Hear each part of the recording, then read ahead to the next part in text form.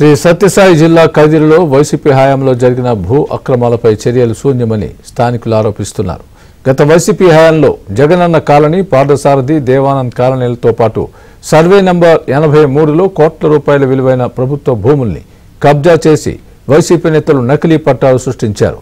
ఉన్నతాధికారులు విచారణకు ఆదేశించి నెలలు గడుస్తున్నా ఇప్పటి వరకు రెవెన్యూ సిబ్బంది నివేదిక ఇవ్వకపోవడంపై పలు అనుమానాలు వ్యక్తమవుతున్నాయి.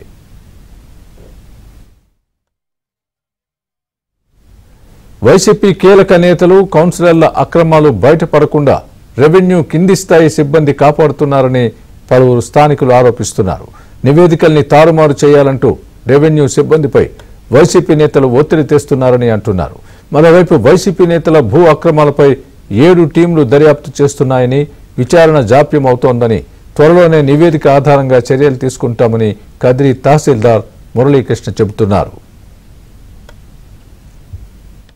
రెవెన్యూ డివిజనల్ అధికారి గారు మొత్తం ఈ కదిరిలో ఉండే కాలనీలు, Jagananna colony, Parthasarathi colony, Devananda colony, survey number 83, survey number 83 TIDCO back side, survey number 96, Erraguntapalli Jagananna colony మరియు తదితర కాలనీలకు విచారణ జరిపి నివేదిక ఇవ్వవలసిందిగా ఆదేశించున్నారు.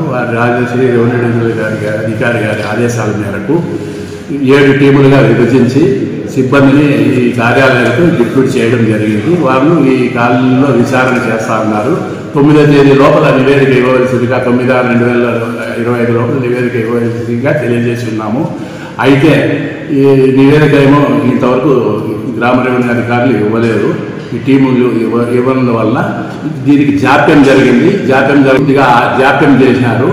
ఈ టీములకి మళ్ళా తదుపరి వెంటనే నివేదిక సమర్పించవలసిందిగా తెలియజేసి ఉన్నాము. అక్కడి నుంచి విచారణ నివేదిక వచ్చిన వెంటనే విచారణ నివేదిక ఆధారంగా తదుపరి చర్యలు రూల్స్ వేస్తూ తీసుకుంటాము.